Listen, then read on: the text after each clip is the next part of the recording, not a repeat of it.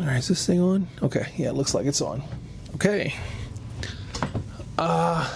Hey, it's Big B. Yeah, that Big B. Thanks for joining me on this video here. This is the follow-up video to the previous one on the Sega Saturn, where I was replacing the power supply with a USB modded one. So we couldn't get it powered on last time. So in this video, I ordered a capacitor kit that came in, and I'm going to try and install these new capacitors into the board, see if it gets the board up and running, because those Sega Saturns, they tend to sometimes need capacitor replacements. They are getting up there in age now. So replacing these, I'm hoping, is going to bring it to life after I got the new power supply in. So join me for this one, and we'll find out one way or the other if these new capacitors will do the trick. Thanks for stopping in, and enjoy the rest of the video. So I've got the Sega Saturn here that I was working on previously.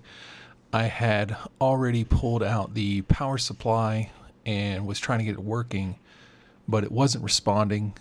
After I plugged up the USB clean power here, and I got the old board, I'd verified that it wasn't working, and I couldn't figure out why. So I figured that it wasn't just the power board, maybe it was actually something in the system. Maybe it got damaged somehow on the inside. I'm not sure. But we're going to try and replace some caps, and I got some caps here. Let me grab them right quick and see if this is going to actually fix the problem or not. On some of these older units, it's a good idea to replace the capacitors on them. So I got a full kit here. I got these also from Retro 6. So it's a full recapping kit that you can use to replace these old capacitors in these units. And I'm hoping that this will fix our problem here with these devices not powering on after replacing all these caps in here. So get those caps on, get these soldered in, and see if these things will actually help with getting this thing turned on. Now, these capacitors here are going to be a lot newer than the ones that are in here now. I haven't actually taken the board out to take a look, so we're going to do that now and see what the capacitors actually look like. Let me go ahead and pull out the USB-C power connecting. Here we go. Pop it out. Just gently. There we are. Now, set that aside here. Okay, so we'll need to take out the board and see what we're working with. There's a lot of capacitors in that kit, so it might be taking a while. So let's just go ahead and pull out the optical drive. Make sure I unplug any connectors that are still hooked up to it. This little ribbon cable here, be careful, don't want to break that. So let me just zoom in a little here, get a better look. All right, now this should just come out. I believe it's just sat here with these little rubber grommets on there. So now that these cables are disconnected, I should be able to just pull it up and get it pulled out. Make sure I'm not catching on anything. Here we go. I still got this. I think this is a grounding connector. Let me grab a smaller screwdriver here and unhook that. There. Let's just hang on. Let me put it back down. There we go. Pulling that out. Put it in. And there. There we go. This looks all right. Don't see anything obviously wrong here. Overall, the inside of this thing's been pretty clean so far. I haven't seen any damage to the inside. No liquid, not really any dust hardly. So that's a good sign. But it's not powering on, so something's definitely wrong. But this optical unit here looks in good shape.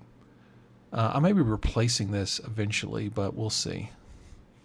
All right, let me go ahead and see if I can get this RF shield off. Get the ribbon cable out of the way. Let's see, anything else? That's out of the way. Oh, there's this ribbon cable here. Let me go ahead and take it out. I gotta be careful. Don't want to pull it at an angle, so I'll just slide this under here and pull it up. Even pressure. Come on. Careful. There we go. All right. Let's lift that up. Get it out of the way. This connector here looks fine. All right. Don't think there's any screws. There's these screws here on the cartridge slot. Gotta take those out. Get all the ones off the RF shield. Get them pulled out. Go ahead and pull this up here so you can see better. And while I'm pulling this out, I'll point out that I'm actually recording this audio separately because I did not turn on the microphone when I was working on this thing. So this is a separate later audio track after I realized that I had already did not record the audio on this thing. So my apologies on that. It might be a little out of sync because I actually don't remember a lot of what I was saying at this time.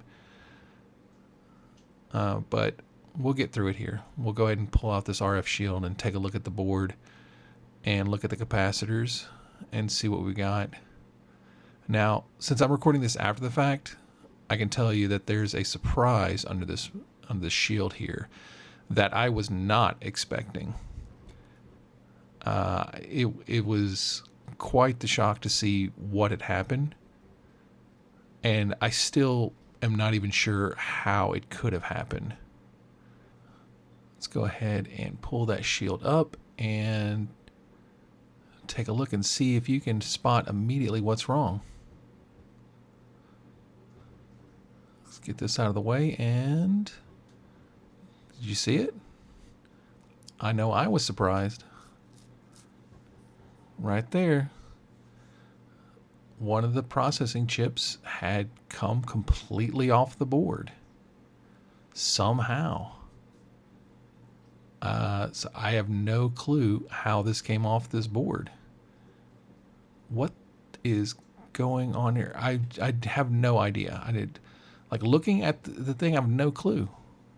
It doesn't look damaged other than that the chip has come off. There's no, it's not burnt anywhere that I can see. The soldering pads still look intact. The traces look okay. I don't know how this chip came off. None of the other chips came off, just this one. Like, the chip itself looks okay. I mean, the pins look bent, but I think that might be because it was like flopping around in there, and for whatever reason, I'd almost say that somebody did it intentionally, but it doesn't look like it's been desoldered normally. Like, there's no indication it was desoldered. It's like it just got pulled up somehow. And there's just no damage that I'm seeing on the actual joints there. It's just off. And I mean, this is obviously why it wasn't working, even with the new power supply. So yeah, the capacitors look okay. There's a little swelling on this one. Not much. Not seeing much here. All the others look okay. As it goes for the capacitors anyway. Everything else is looking good. Capacitors look good here. All the other chips look fine. No corrosion I'm seeing. This capacitor looks a little swollen. This one looks okay. These look okay. Nothing on the back I'm seeing jumping out at me.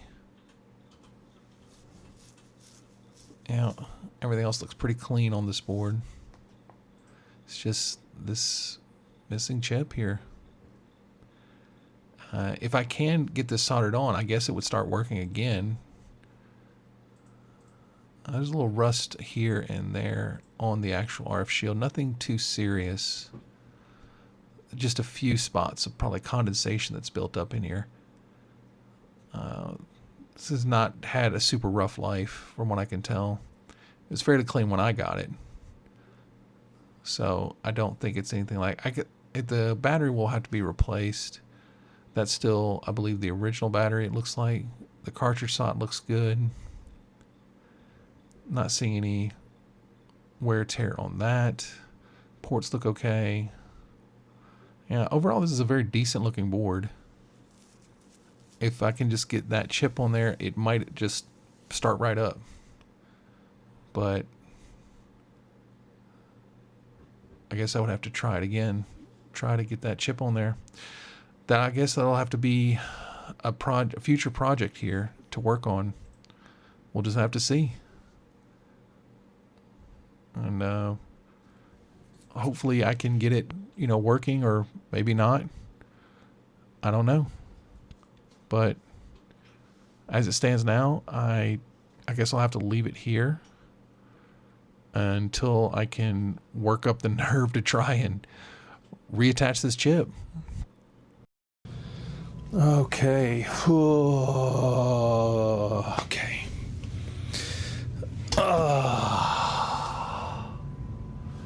Wow. Okay. Well, you saw what happened. The chip came off the board. I was not expecting a chip to just fly off the board.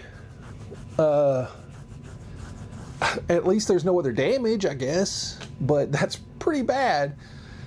As far as things go, oh man. Wow. The only thing I can think of at this point is I could try to solder the chip back onto the board. I just don't know how successful I can be at that. That's like really finicky soldering on each of those independent pin legs. At least it all seems to be there, I guess. I don't know. We're in territory I've never been in when it comes to trying to repair anything like this. I don't know how successful I'm going to be. I'm going to give it a try. I'm going to try to do it. I'm going to need to get some other soldering equipment, because the soldering equipment I got, I don't think it's good enough for what this is. So I have to get something different to be able to try and fix this. Soldering capacitors is a completely different animal when it comes to trying to solder the individual legs on a chip like that. It's real small, it's real precise, and a lot of those legs are bent. I'm hoping that the pads on the board are still okay. I mean, they look okay from what you saw in the video, what I saw, they look okay. So I can only hope that putting these back on the board will actually fix this. I hope. I'll try and do that first.